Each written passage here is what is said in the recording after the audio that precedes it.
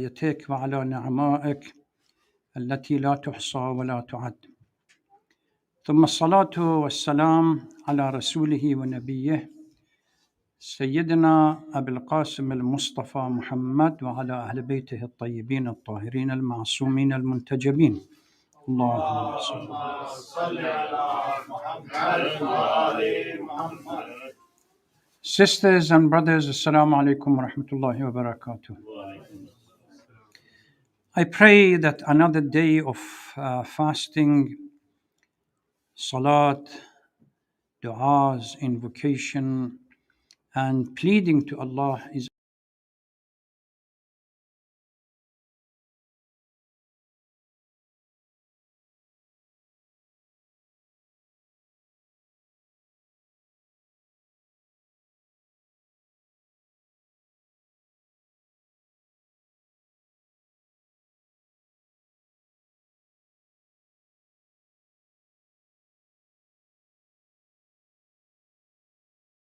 you are a guest of Allah subhanahu wa ta'ala. في ضيافة الله. And Allah is the host. Technically, during this month, Allah subhanahu wa ta'ala is waiting for us to be ready, purify ourselves to a degree, and enter that dhiyafa and the world or everything else that Allah subhanahu wa ta'ala has laid, the table that Allah subhanahu wa ta'ala has laid for us. 1/3, almost 1/3 is gone. And before we know it, if we don't make a move, the second third goes, and the last third finished. Who knows, by next Ramadan we will be around or not. Inshallah, we make a move. It's strange that if we are invited to worldly, say, ma'idah or invitation, we spend hours preparing ourselves by choosing the right dress, coats, jackets, best perfume, and designer suits, etc. We are going to be a guest in somebody's house for half an hour or 45 minutes or an hour. And yet, during this month, the ma'idah that Allah subhanahu wa ta'ala, the table that Allah subhanahu wa ta'ala has laid down for us, and He is the host, and He's telling us to come, turn to me, for I would forgive your sins, etc., etc. We don't take the opportunity, and we let it miss and go through our fingers. يقول الله تبارك وتعالى في القرآن الحكيم: أعوذ بالله من الشيطان اللعين الرجيم، بسم الله الرحمن الرحيم.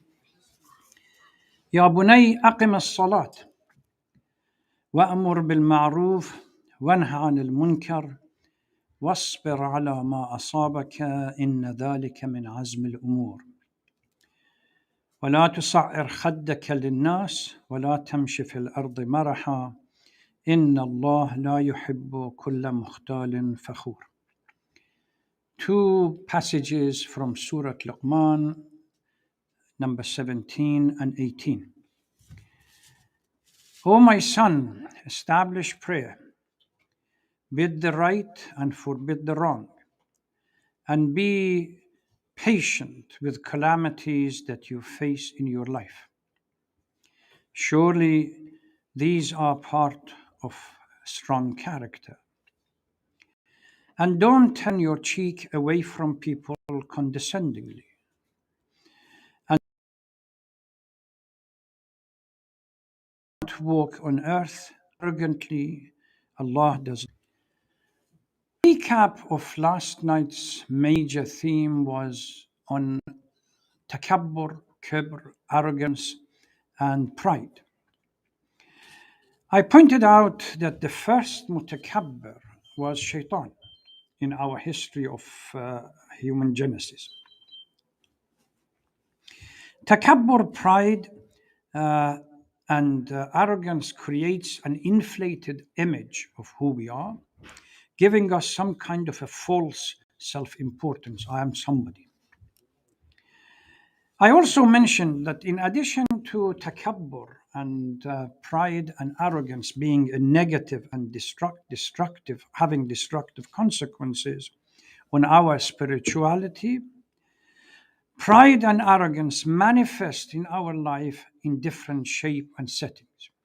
Sometimes it leads to elitism or tribalism or religious intolerance. We also talked about how pride and arrogance lead to blindness in the way that we don't see haqq anymore. Haqq is not something because of shaitan is a classic example. Although the command was from Allah subhanahu wa ta'ala, and yet he reserved the right for himself to stand up and say, I have an opinion and you have an opinion as well.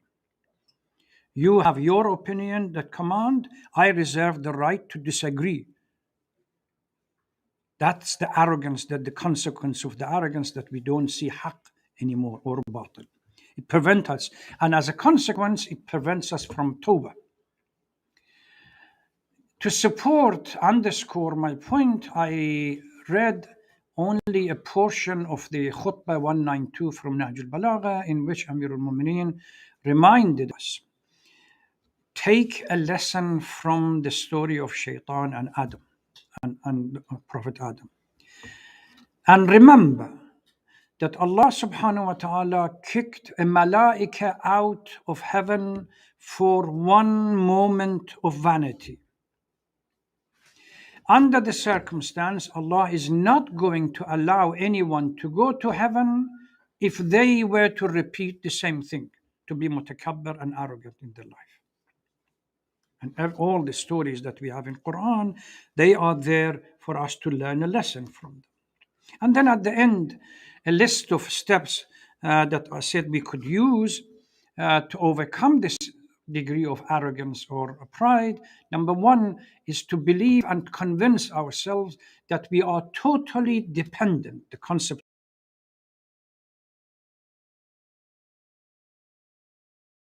of total dependency is totally dependent on Allah subhanahu wa ta'ala.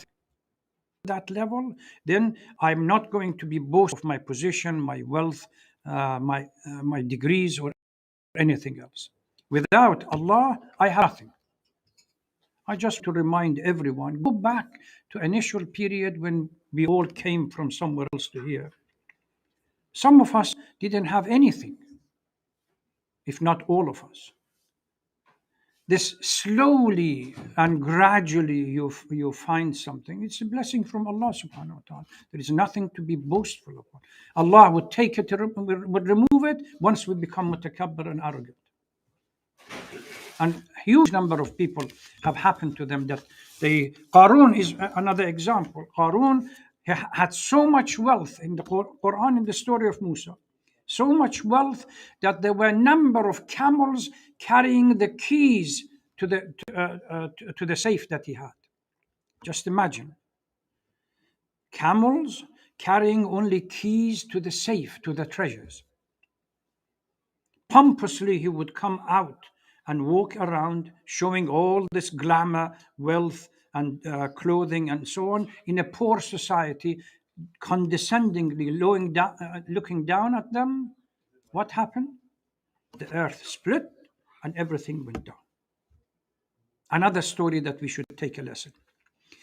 Tonight, since last night I talked about takabbur and arrogance and pride, I want to go to another character which is on the polar opposite. If takabbur, pride, and arrogance was a negative character, tawadu and humility is a positive character on the other side of the polar. If we are told not to have takabbur or pride or arrogance, we are certainly have been told to have humility and tawadu. What is humility? Defined as the detachment from consciousness of self-importance. Because pride and arrogance creates this false sense of self-importance. If we can detach ourselves And we go back to the basic, the fact that Allah subhanahu wa ta'ala is the source of everything. وَمَا كُنَّا لِنَهْتَدِيَ لَوْلَا أَنْ هَدَانَ اللَّهُ. So the source of everything, then we are able to slowly, this self-importance, gradually move it out. That's humility. Is an attitude of spiritual modesty that is rooted in understanding our insignificance place in the larger order of things. We are nobody when we come to basic understanding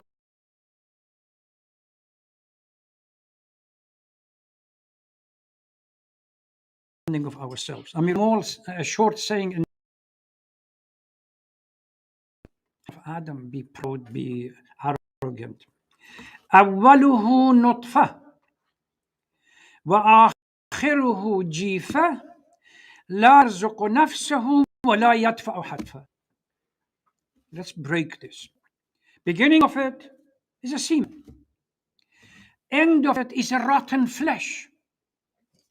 And during this life that we are so proud of it, that we possess something, I cannot feed myself, sustain myself without Allah subhanahu wa ta'ala. When death comes, I cannot prevent death. Then who am I? Who am I to start thinking that I'm the glorified? Ana rabbukum al-a'la. I'm the Lord, and look down on everybody else. Let me give you one example that happened to me as a child. There was in Najaf a large shop owned by an Iranian guy, but his work was plumbing. He sold all kinds of Souq al-Huwaish, all kinds of plumbing equipment. He was the major suppliers of plumbing. When you wanted to get to him, his table was right at the end of the shop, you really literally had to cross a number of zones and stations. Every time you walked few steps, somebody would come forward. What do you want? Where are you going? What is the major? What do you want? Business or something else? One day, many years later, I ran away from Iraq and I went to Qom. I was going into the Haram and I saw somebody sitting over there with a small container selling cigarette and matches. I looked at him. I realized that this is the same guy that owned this huge shop, twice the size of these halls.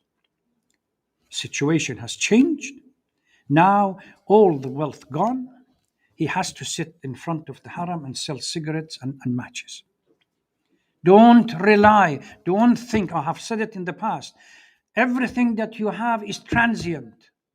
The only thing which is fixed is your amal for the hereafter. So humility is an attitude of spiritual modesty that is rooted in understanding that we are insignificant in the order of things. We are nobody. Even today, psychologists are beginning to understand, to discover the importance of humility and for the success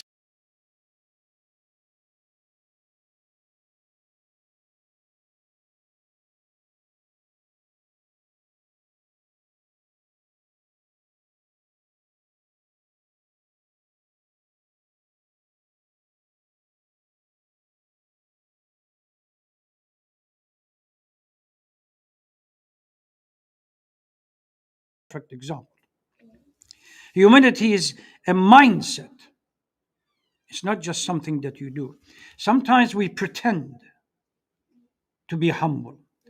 It's for a strategic purpose, to show ourselves in the front of everybody else that we are humble and we possess positive attributes, etc., etc. It's not the strategic. It's fundamental principle approach to life that has to change. This is why I say it is a mindset, principled approach to life. And it has three parts. Number one, accurate self-perception for us, exactly who we are. And Amir al-Mu'mineen said in a saying, "Min ain ila ain wa fi ain."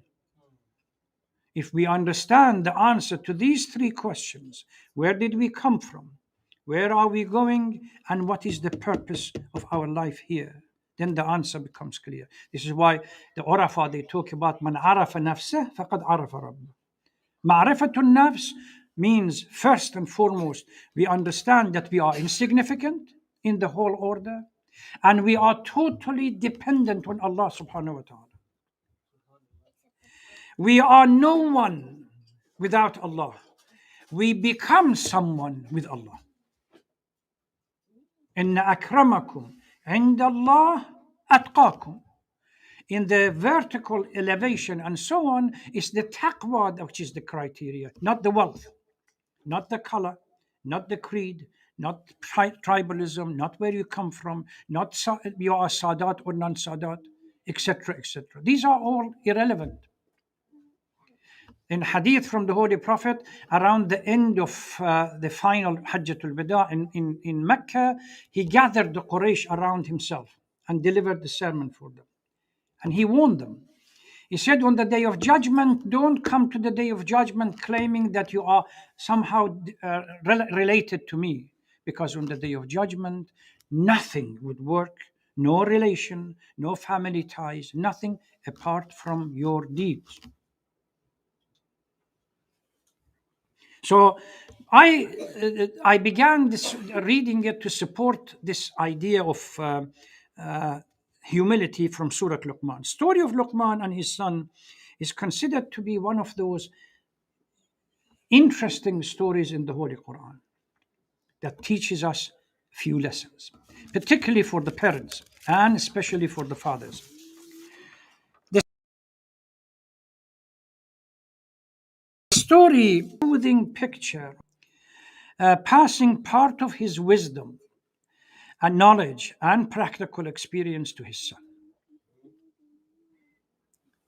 When was the last time that we sit as parents and particularly as fathers and begin to advise our children, impart our knowledge to them? The story begins. Go and read it. Read the surah in the Holy Quran. But part of it, it says that Ya bunay aqim as-salat. First, establish prayer. Wa'mur bil ma'ruf. Encourage, bid for the right. Wanha 'anil munkar. Wasbir 'ala ma asabak. Be patient before calamities in your life, because inna dhalika min azm al-umur, strong character.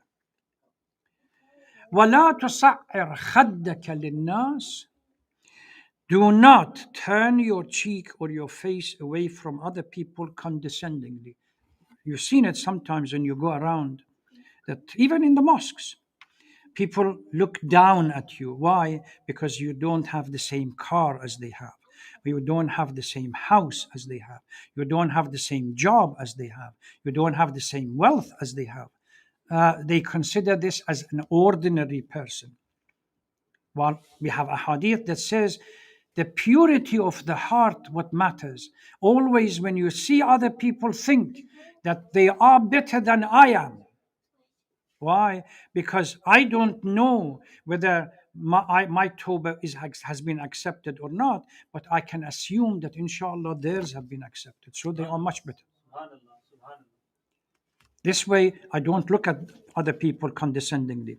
وَلَا تُصَعِّرْ خَدَّكَ لِلنَّاسِ وَلَا تَمْشِ فِي الْأَرْضِ مَرَحًا. And don't walk on earth arrogantly. You see, sometimes you see people walking around with pomp and ceremony as if they have just been dropped from Mars and they are a different criteria on earth. The British would say there is a proverb. They say it's the best thing after sliced bread. So, as if something that happens that these are unique. Prophet, Luqman is talking to his son. The surah is believed to be revealed in Mecca after Surah Al-Rum. The position of the surah comes after Surah Al-Rum as well. Takes its name from the mention of a person by the name of Luqman. Only mentioned in the Quran once, and it is with.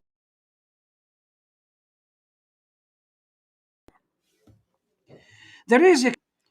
Was he a pre-Islamic Arabian prophet? Other people said is simply a righteous man who was granted certain wisdom. Other people say he was a hakim or a sage. Where was he from? Some people said he was from Nubia, which is the southern part of Egypt and northern part of Sudan. Other people said he is from Ethiopia or Egyptian slave, wandered somewhere in Egypt. These are irrelevant as far as who is. He certainly was revered during the life of the Holy Prophet for his hikmah and wisdom. When the story of Luqman was mentioned, everybody thought of him as somebody that has wisdom. And the whole story within Surah Luqman rests on this concept of Luqman advising his son to recognize first the greatness of Allah subhanahu wa ta'ala, his oneness, and the need to worship only Allah and nothing else. Absolute monotheistic belief.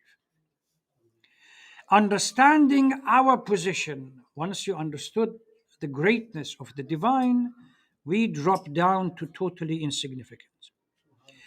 Do not ascribe partner unto God, because it is a tremendous sin. Shirk is a tremendous sin. On the day of judgment. Oh, my son, all deeds, now this is something that we have to remind ourselves. All deeds, no matter how small on this earth, will be accounted on the day of judgment.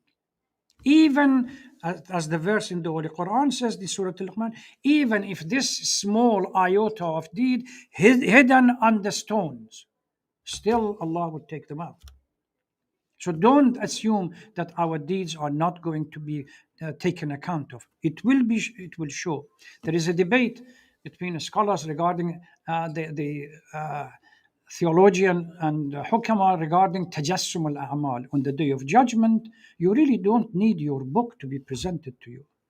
Your amal becomes incarnated in front of you. Good or bad, this is it. That's why Quran says, "Iqra kitabak," read your book. You don't need anybody else to read it. Imagine from the beginning of your life, there is a video somehow, subconsciously, there is a video that records all a'mal from the beginning up to now, or until the time of departure. You may have forgotten something. There are verses in the Holy Quran that the disbelievers or unbelievers say, what's the matter with this book that doesn't miss anything? Have been recorded. Rewind and start from the beginning. This is what you did. Prayers that you haven't done, fasting that you haven't done, bad language, tuhma, ailment of the tongue, you name it. Corruption, wealth which is not halal, all of them are in front of you. There is no escape. That's what Luqman is telling his son. All deeds, no matter how small, will be accounted for on the day of judgment. Oh my son, perform the prayers, enjoin the right, forbid the wrong, be patient when faced with calamities. Now, don't be arrogant. And do not walk with vanity and insolate and boastful on earth. This notion of لا تمشي في الأرض مرحا in Surah Isra, we have the same concept. ولا تمشي في الأرض مرحا إنك لن تخرق الأرض ولن تبلغ الجبال طولا. Don't walk arrogantly. Why? Because you cannot split the earth from your power, and your height is not as tall as the mountain, metaphorical use of language. Who am I to be proud when I have nothing? That's why in the previous night, last night, I said, remembering the day of judgment and remembering that we really have nothing if Allah subhanahu wa ta'ala does not give us that. Your knowledge is because Allah facilitated it. Otherwise, all of us from that wherever country that we come from, there were other people that could have been in far better situation and better position. They couldn't make it, but somehow we are allowed to come because there is a mission and there is a responsibility. The Surah Al-Isra, humans are reminded that they should not be arrogant in their walk and haughty, as they can neither tear the earth apart, nor can they match the mountains in height. Reference to insignificance of our position. So, by submission to Allah subhanahu wa ta'ala, becoming muttaqi, and this is the month, by becoming muttaqi and submission to Allah during this month, we become somebody. We all are born with potentialities. For this potentiality to really get to a stage of a reality, we really need to submit to Allah subhanahu wa ta'ala. لَعَلَّكُمْ تَتَّقُونَ. And this is the opportunity during this month that we should not allow it to be missed. May Allah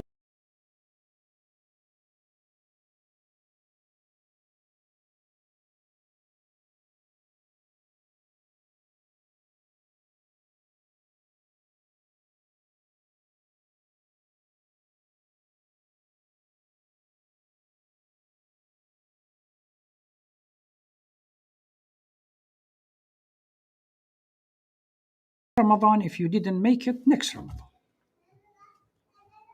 The great obstacles. False understanding that I am going to be living here for another 60, 70 years. There is no such thing. Remember, go back to the metaphor that I use.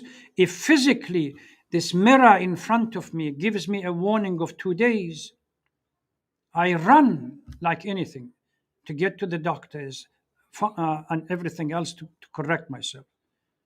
But our death could happen at any moment. There is not even a two days period. I may go to sleep, never make it next morning. Am I ready to depart? Am I ready to answer when Azrael comes? These are things during this month we really need to pay attention to. Muhasaba, one of the concepts of self-criticism at night, is mostly important during this month. May Allah bless you all and grant you the privilege of being able to repent during this month and prepare ourselves so that when we come out of the month, we have been able at least to eradicate and remove some of the negative characters, if not all of it. I've made an attempt rather than come out with nothing. Thank you very much. Wassalamu alaikum wa rahmatullahi wa barakatuh.